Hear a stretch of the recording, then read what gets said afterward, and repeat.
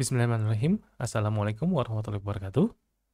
Halo teman-teman semuanya, apa kabar? Ya, kita ketemu lagi ya di mata kuliah jaringan komputer atau komputer networking. Nah, teman-teman mahasiswa di sini sudah nonton di video saya yang sebelumnya ya, yang pertama ya tentang pengenalan jaringan komputer. Nah, sekarang kita akan membahas materi kedua yaitu tentang jenis-jenis jaringan ya, jenis-jenis jaringan komputer.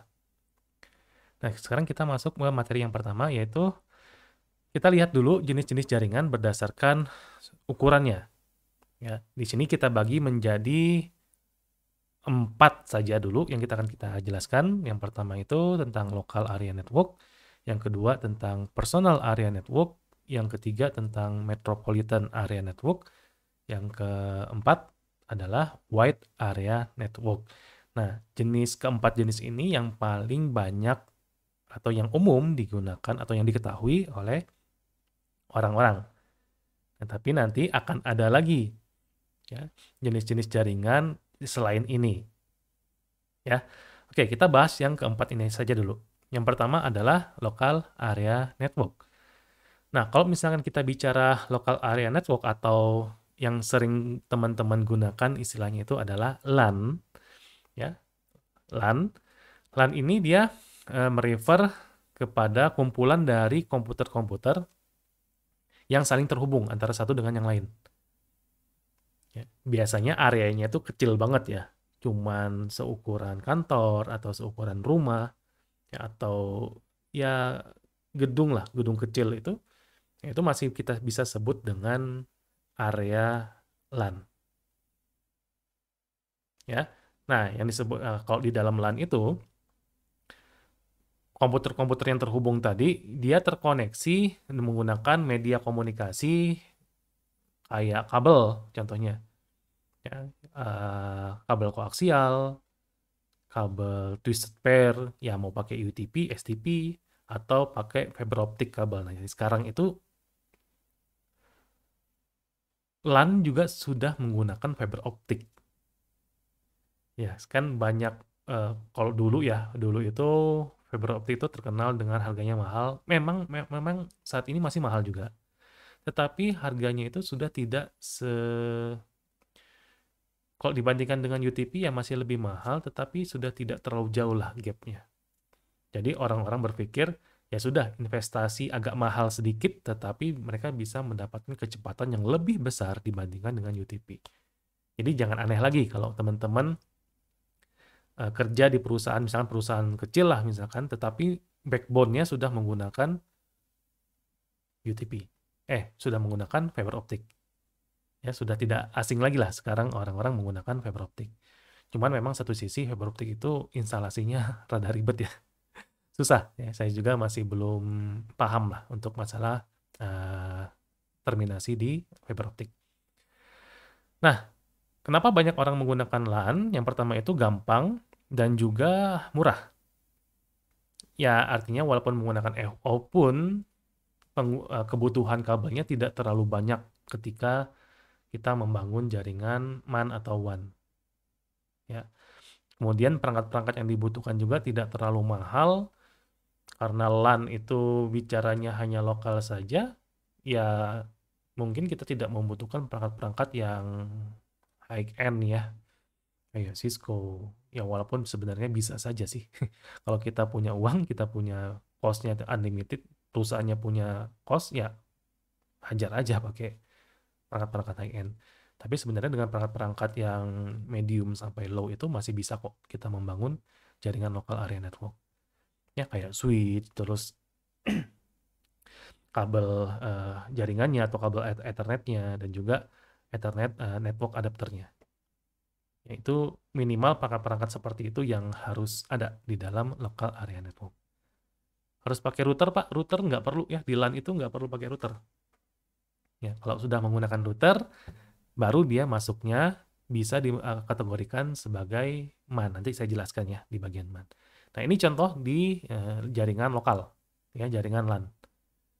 Jadi satu jaringan ya mungkin ada 10 atau 20 komputer atau perangkat-perangkat lainnya ya kayak server, kemudian printer yang terhubung ke jaringan, itu tetap saja kita sebut dengan local area network. Jadi tidak dilihat dari perangkat perangkat N-nya gitu ya, end user, server dan seterusnya. Tetapi kita lihat dari scope-nya saja. Ya, ini scope-nya ya, atau luas dari areanya. Nah, ini contohnya. Kemudian yang kedua ada personal area network. Nah, ini mungkin sebagian teman-teman di sini baru dengar ya. Biasanya kan identik 3 ya, LAN, MAN, WAN. Nah, di sini saya masukkan satu jenis jaringan yang namanya personal area network. Ya, jaringan ini biasanya dibuat dan dikelola eh, dalam jaraknya tidak lebih lah, kurang lebih 10 meter lah. Ya, jaraknya itu kurang lebih 10 meter biasanya. Paling paling jauh 10 meter lah. Ya. Nah, biasanya tipikal dari jaringan PAN ini biasanya digunakan untuk perangkat-perangkat komputer yang digunakan secara personal saja. Contoh misalkan, teman-teman di sini pasti punya speaker Bluetooth ya, atau headset Bluetooth. Ya. Nah, ketika teman-teman menggunakan headset Bluetooth terus terhubung ke perangkat smartphone atau menggunakan speaker Bluetooth terhubung ke perangkat smartphone, jaringan tersebut, keterhubungan tadi ya antara perangkat-perangkat tadi itu disebut dengan PAN. Ya jaraknya kan tidak lebih dari 10 meter lah ya. Ya. Dari telinga ke saku kita mungkin itu jaraknya 1 meter ya atau 2 meter lah misalkan. Ke jarak misalkan HP kita ditaruh di meja masih bisa lah. Ya. Tapi ketika lebih dari 2 meter ya pasti terjadi interferensi di sana. Tapi jaraknya kecil, itu makanya disebut dengan personal area. Jarak kecil dan penggunaannya lebih ke personal. Ya. Contoh misalkan komponen-komponen pembentuk personal area network ini atau PAN ini misalkan ada laptop, kemudian laptop itu terhubung ke mobile phone, kemudian media-media player device atau perangkat-perangkat media player termasuk dengan contoh misalkan mesin gaming ya, mesin game PlayStation, Xbox, kan, kemudian Nintendo Wii dan seterusnya. Nah, itu kita sebut dengan komponen-komponen dalam PAN. Ya, seperti itu. Jadi perangkat-perangkat atau komponen-komponen tadi itu ya lokasinya itu berada di area yang kurang lebih tidak lebih dari 10 meter atau 30 feet lah. Ya, seperti itu. Itu personal area network. Nah, di sini ada dua jenis ya, ada dua jenis atau disebutnya dua kelas ya, kelas PAN. Yang pertama itu wired atau kabel ya, wired PAN. Yang kedua adalah wireless PAN. Ya, sebenarnya yang LAN juga ada dua sih, ya ada dua kelas, ada yang wired, ada yang wireless, ada yang pakai kabel, ada yang tanpa kabel. Ya, biasanya kita sebut dengan WLAN. Nah, PAN pun ada dua, ada yang pakai kabel, ada yang tanpa kabel. Ya, kalau pakai kabel ya biasanya sih terhubung pakai USB misalkan. Ya, misalkan HP kita terhubung ke komputer menggunakan USB atau terhubung ke laptop menggunakan USB. Nah, itu disebut dengan PAN, area PAN. Ya. Nah, kemudian kalau yang wireless, biasanya menggunakan teknologi-teknologi komunikasi wireless lah. Contohnya misalkan pakai Bluetooth, atau pakai WiFi, atau pakai infrared.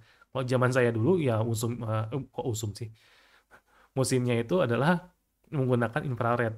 Jadi kalau misalkan saya ingin transfer data dari handphone saya dulu ke komputer, itu biasanya pakai infrared ya. Harus dideketin dengan infrarednya. Harus searah, ya harus selurus gitu.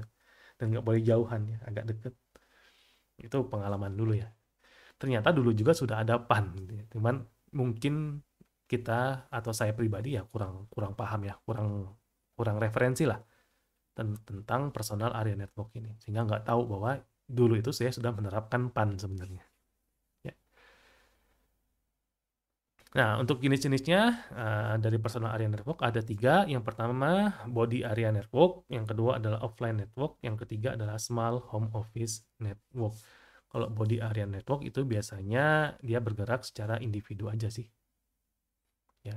Contoh misalkan mobile network, ya, mobile network itu menggunakan termasuk ke dalam body area network. Atau yang kedua, offline network itu biasanya kita sebut dengan home network atau jaringan di dalam rumah. Dan itu biasanya kita bisa menghubungkan antara komputer ke TV. Ya, sekarang kan perangkat-perangkat di rumah kita itu sudah serba smart gitu ya, smart TV, smart refrigerator, smart AC, smart apa ya? Ya, smart-smartan lah. Nih. Ya, semuanya kalau sudah terhubung di dalam satu rumah itu juga bisa disebut dengan PAN juga sebenarnya. Karena penggunaannya adalah buat personal. Jadi kalau LAN itu kan lebih global ya penggunanya, bisa orang lain, berbagai macam orang bisa gabung. Tapi kalau ingat personal area network itu selain areanya kecil, juga fungsinya atau penggunaannya hanya untuk personal saja. Kalau yang jenis yang ketiga adalah small home office network. Ini artinya device-device yang berbeda itu terkoneksi dengan internet menggunakan jaringan corporate via VPN. Ya, nah ketika kita menggunakan jaringan VPN ya ke kantor misalkan dari perangkat kita di rumah, nah itu juga kategorinya bisa termasuk kategori PAN dengan jenis small home office network. Nah, contohnya seperti ini. Ya, jadi kita bisa menghubungkan smartphone kita ke berbagai macam device-device atau perangkat-perangkat, baik itu perangkat mobile ataupun perangkat-perangkat di rumah. Ya, seperti itu contoh dari PAN. Terus yang ketiga ada Metropolitan Area Network. Nah, ini areanya, cakupan areanya lebih luas dari LAN, di mana MAN ini biasanya sudah terkoneksi antara satu jaringan dengan jaringan yang lain. Makanya biasanya MAN ini selain membutuhkan switch, juga membutuhkan router. Ya. Karena apa? Karena dia untuk menghubungkan jaringan satu dengan jaringan yang lain. Ya, yang beda jaringan. Itu harus digunakan router. Ya. Nah, MAN ini idealnya itu bisa diterapkan di sebuah kota atau di sebuah apa ya, daerah lah, di sebuah daerah. Ya. Contoh misalkan kampus ya, antara kampus 1 dengan kampus 2 yang beda daerah, satu di Setiabudi, satu di Lengkong misalkan. Kan itu sudah beda daerah, walaupun satu kota ya. Walaupun satu kota, beda daerah, beda gedung. Ya. Nah, ketika dihubungkan, maka kedua kampus tadi itu termasuk ke dalam kategori Metropolitan Area Network. Biasanya sering digunakan pada pusat-pusat pemerintahan ya yang terhubung ke institusi-institusi yang lain, kemudian komunikasi antar institusi bank ya dengan bank yang lain. Contoh misalkan cabang di Dago, di cabang di Dago dengan bank yang ada di cabang di Taman Sari. Itu bisa terkoneksi, nah, itu menggunakan MAN. Atau institusi-institusi besar yang berada di area metropolis ya. Dan juga digunakan komunikasi-komunikasi dalam military base antar kota biasanya. Ya, itu bisa termasuk ke dalam kategori metropolitan. Biasanya digunakan ke sana sih arahnya. Ya.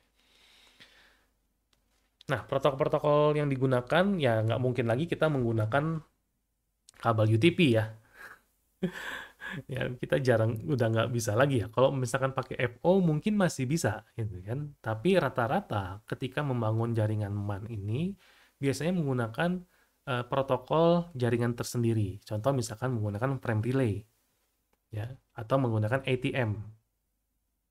Ya, kalau dulu itu masih menggunakan ADSL, ya, dan masih banyak lagi contoh-contoh protokol yang bisa digunakan di jaringan MAN ini. Nah, ini contoh jaringan ketika kita menerapkan jaringan MAN ini. Ya, jadi anggapannya ya satu gedung itu akan terhubung ke gedung yang lain. Jaraknya segimana, Pak? Ya jaraknya itu ya bisa antar kota ya. Contoh misalkan kalau di sini kantor pusatnya contohnya di Jakarta terhubung ke kantor cabangnya itu ada di Cirebon misalkan. Jaraknya berapa? 160 kilometer. Tapi ketika dihubungkan, walaupun jaraknya sampai dengan 160 kilometer, karena dia dalam satu area, maka maksudnya areanya area jaringannya ya, dalam satu jaringan, walaupun beda beda kota, jarak yang jauh itu disebut dengan MAN. Ya. Atau jarak 20 kilometer atau 10 kilometer ya, misalkan 10 kilometer, artinya masih di dalam kota lah, taruhlah dalam kota. Ya, itu juga masih disebut dengan MAN. Selama dia dalam satu area, dalam satu cakupan, eh, dalam tanda kutip ya bisnisnya lah. Ya. Oke, yang keempat, ya ini adalah Wide Area Network ya, atau WAN. Jaringan WAN ini merupakan jaringan dengan cakupan terbesar dan terluas. Dia bisa mencakup antar provinsi, ya, bahkan sampai dengan antar negara. Ya. Jadi cakupannya luas, mendunia. Dan tentunya dia lebih besar dibandingkan LAN dan MAN. Ya, tidak terbatas, tidak terbatas terhadap lokasi geografiknya. Ya, jadi mau dari Indonesia ke Nigeria pasti bisa terhubung. Dari Nigeria ke Jepang bisa terhubung, dari Jepang ke Rusia bisa terhubung. Bahkan dari Rusia sampai dengan ke Chili misalkan gitu ya, itu masih bisa terhubung.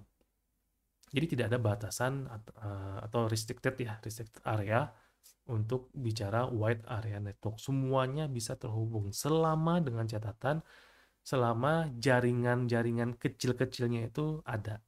Jadi sebenarnya WAN ini dia gabungan ya antara jaringan-jaringan kecil terkoneksi, semuanya terkoneksi, seluruh dunia terkoneksi, maka jadilah yang namanya wide area network. Oke. Nah, koneksinya pakai apa, Pak? Macam-macam medianya. Karena dia sudah gabungan, pasti ada yang pakai wireless, ada yang pakai kabel. Bisa pakai kabel telepon, jalur telepon, bisa pakai jalur satelit, ya, dan juga bisa menggunakan fiber optik. Biasanya untuk backbone antar negara itu rata-rata itu menggunakan fiber optik. Ya. Contoh yang paling simpel adalah internet. Ya, internet ini adalah contoh dari jaringan WAN. Karena internet itu adalah jaringan yang paling luas, jaringan publik yang paling luas dan mencakup antar negara sampai dengan pelosok-pelosoknya. Ya, itu kita sebut dengan WAN. Nah, WAN ini biasanya kita gunakan untuk edukasi, untuk pembelajaran, untuk pemerintahan, ya. Kan apalagi Indonesia ya.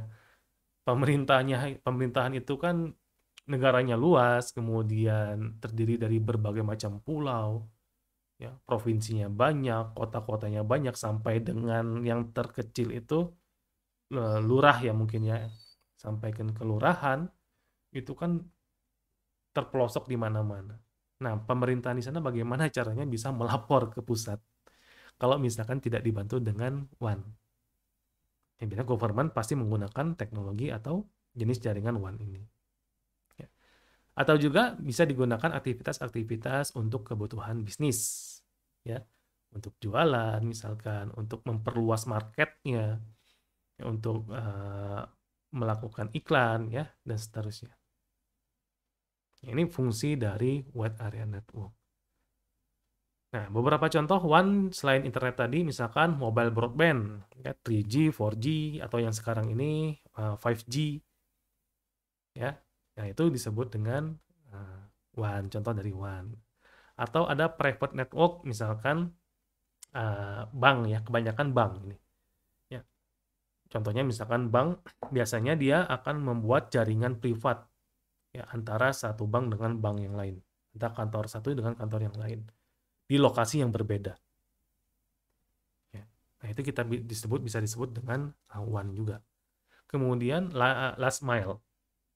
Maksudnya adalah perusahaan-perusahaan telekomunikasi yang menawarkan layanan internetnya atau istilahnya ISP. Ya, kan ISP contohnya lah misalkan apa ya, IndiHome lah. Ya, IndiHome kan pelanggannya tidak hanya di Bandung saja. Ya, di Sumatera ada, di Medan ada, di Aceh ada. Aceh ada ya? Ada kayaknya. Dari Sabang sampai Merauke malah gitu ya kalau misalkan jaringannya Telkom. Ya, ISP-ISP-nya karena banyak customer-nya, maka ya itu termasuk ke kategori contoh One. Ya. Nah, keuntungannya apa dari One ini? Ya, secara umum sudah saya jelaskan di awal tadi atau di sebelumnya.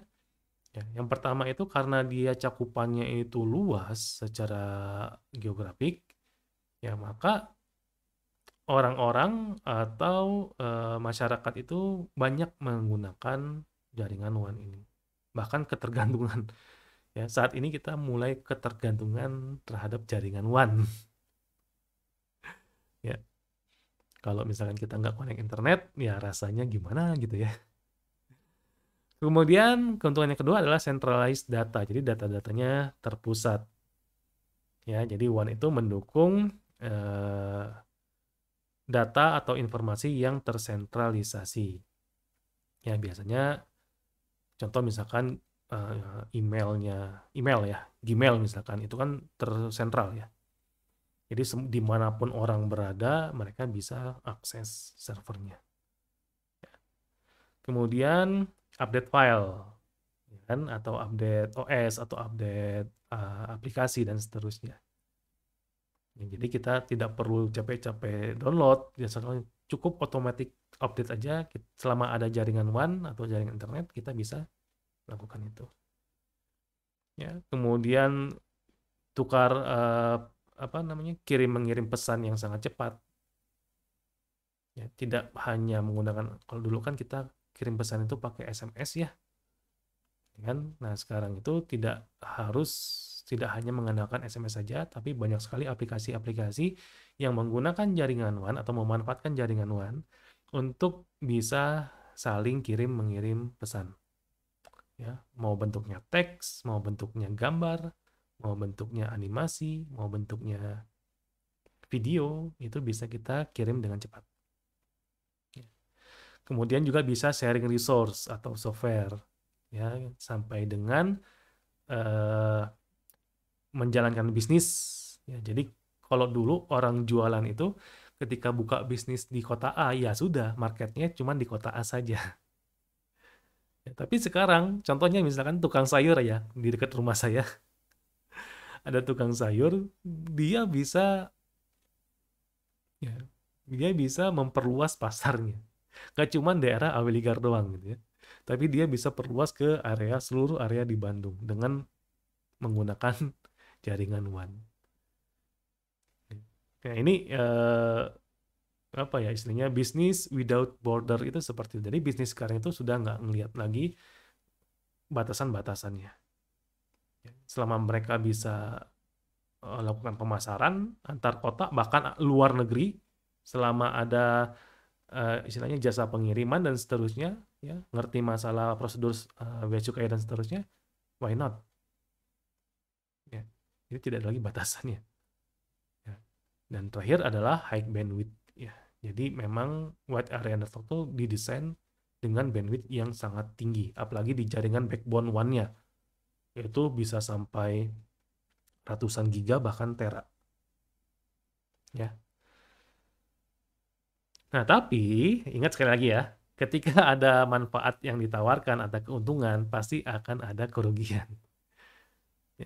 Nah, One pun punya kekurangan-kekurangan atau kerugian-kerugiannya. Yang pertama, pasti masalah keamanan. Karena jaringan One itu publik, luas, mencakup ke seluruh negara sampai dengan pelosok-pelosok di mana hampir populasi manusia bisa menggunakan teknologi One ini, jaringan One ini, maka security atau masalah atau isu security itu menjadi faktor utama di dalam jaringan One. Yang kedua adalah biaya instalasinya sangat tinggi. Ya, karena kita nggak mungkin lagi menggunakan FO yang single core atau yang kecil misalkan ya, yang kabelnya ya tipis lah gitu ya, itu nggak bisa lagi. Tapi kita harus menggunakan FO yang besar sekali, bahkan lebih banyak digabung jadi satu. Itu butuh biaya yang besar sekali ya. Kemudian network troubleshoot. Jadi ketika ada kejadian putus di mana, itu agak lebih susah untuk melakukan troubleshootnya. Ya, seperti yang kemarin ya, contohnya kejadian jaringan IndiHome ya. Mungkin teman-teman jaringan Telkom ya. Teman-teman pernah ngerasain mungkin yang pakai layanan IndiHome atau yang pakai provider Telkomsel itu punya kendala ya ketika akses data. Ya, akhirnya setelah ditelusuri ada kerusakan atau ada yang potong gitu kabel backbone-nya. Ya, nanti teman-teman silakan cari infonya yang lebih valid ya. Seperti yang penting ada masalah deh di jaringannya. Nah, ketika bicara ada masalah di jaringan backbone-nya, akan susah akan lebih lama waktu dibutuhkan untuk melakukan troubleshoot-nya dibandingkan dalam menggunakan LAN. Ya, kalau LAN ada masalah, ya kita bisa langsung trace, oh ternyata kabel ini yang nggak connect, ternyata komputer ini yang rusak dan seterusnya. Nah, tapi kalau WAN itu susah. Bukan susah sih, maksudnya butuh waktu yang lama. Ya. Nah, ini contoh dari jaringan WAN. Ya, jadi sudah gabungan dari LAN, kemudian jaringan gabungan dari WLAN, wireless LAN, gabungan dari PAN, gabungan dari MAN, ya. Enggak. Jadi satu semuanya terhubung, makanya di situ disebut dengan namanya wide area network.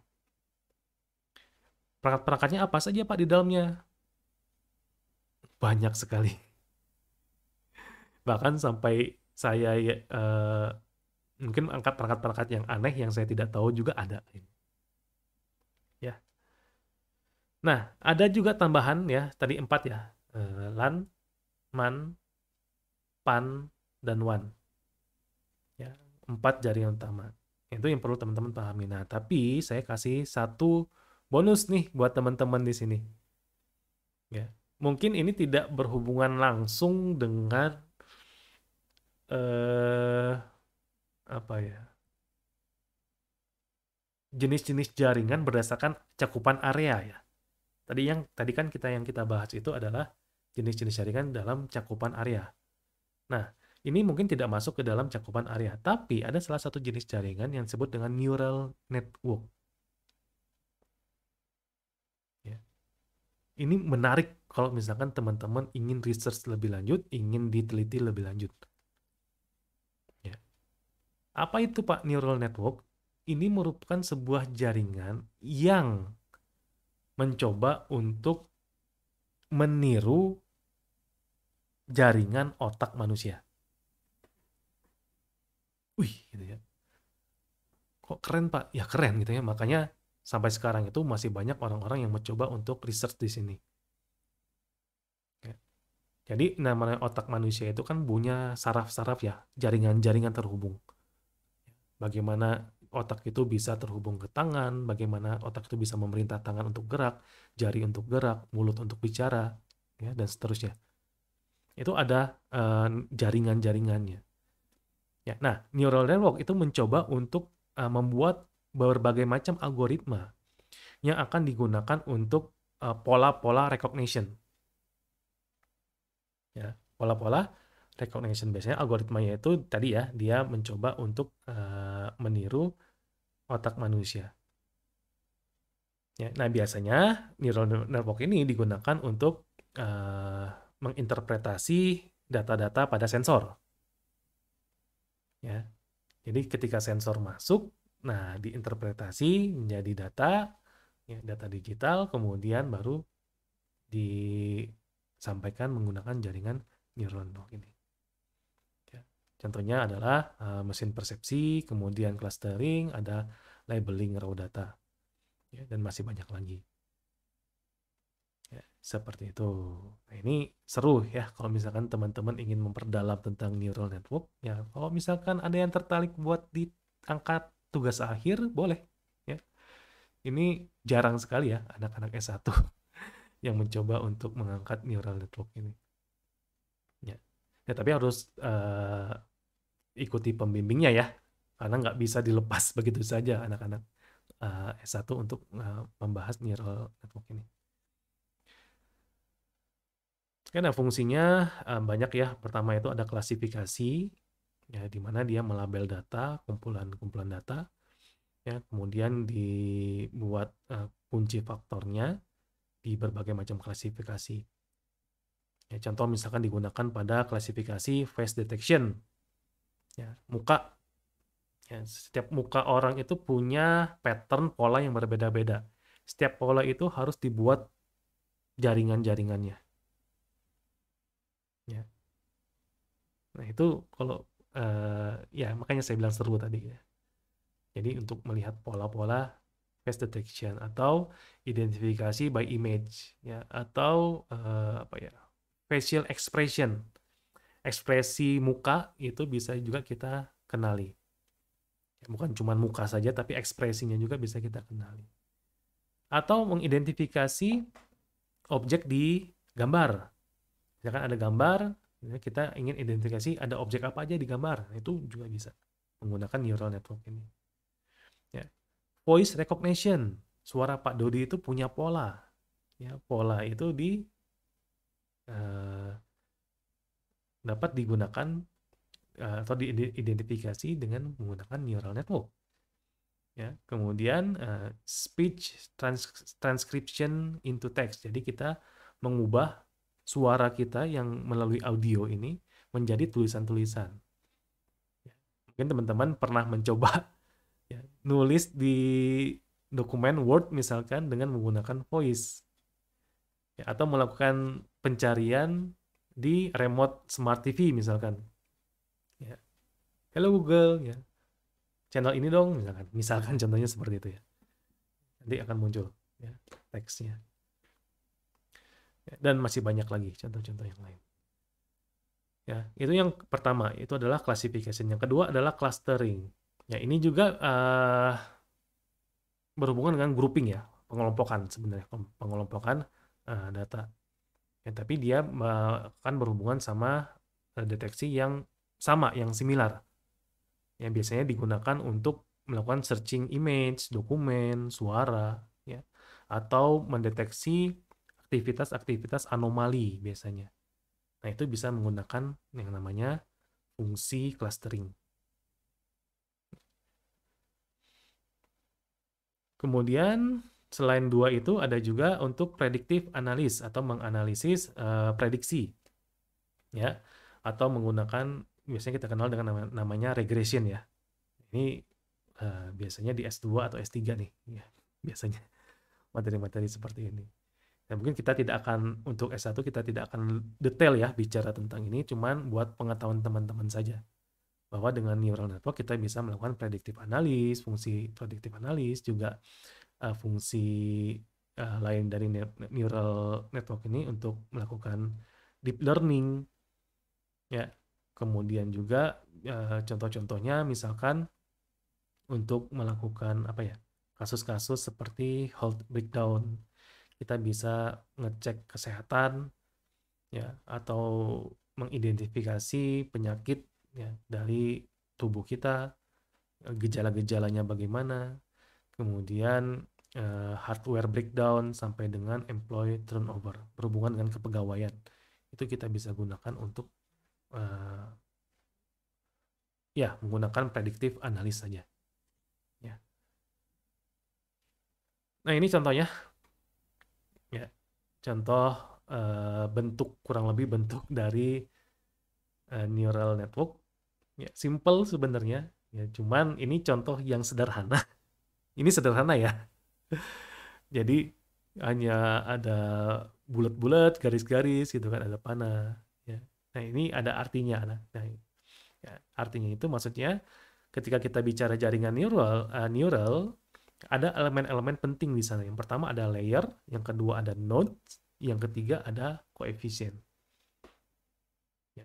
Mungkin gambarnya simpel seperti ini, tapi Kalau kita sudah masuk ke contoh neural network yang real, yang benar-benar kompleks, ini layer, node, sama koefisien itu sangat banyak sekali. Ya. Jadi kalau teman-teman pernah lihat kayak hampir persis lah ya, saya tidak bilang sama, tapi hampir persis dengan pohon keputusan atau decision tree. Ya, decision tree. Oke, nah ini ada ya ini buat tugas ya buat anak-anak mahasiswa ya sesuai dengan instruksinya. Nah, tapi gambar di sebelah ini ya teman-teman bisa explore sendiri ya di luar 4 jenis network yang sudah saya sebutkan tadi. Di luar dari LAN, PAN, MAN, dan WAN. Ternyata ada yang namanya RAN. RAN itu bukan nama karakter di Detektif Conan ya. Kemudian ada CHAN, ya, ada BAN, ya, ada Nano. Ya, teman-teman silakan searching deh. Ya, eksplorasi. Kira-kira apa itu? Oke, itu saja mungkin yang bisa saya jelaskan. Ya, untuk ya ini di chapter 1 ya, sorry ya, lupa diganti. Ya, di materi tentang jenis jaringan ini, ya. Kita ini chapter 2 ya. Kita selesai di chapter 2 ya, akhirnya kita akan jumpa lagi, kita bertemu lagi di materi-materi perkuliahan berikutnya, terutama di materi ketiga nanti di pertemuan ketiga. Oke, teman-teman mahasiswa di sini tetap jaga kesehatan, tetap semangat belajar mandiri. Semoga apa yang saya sampaikan bisa membantu teman-teman untuk belajar. Ya, kalau ada pertanyaan seperti biasa tulis dulu di catatan teman-teman. Nanti ketika ketemu di kuliah sinkron kita akan bahas kalau misalkan disampaikan pertanyaannya. Oke, itu saja. Assalamualaikum warahmatullahi wabarakatuh.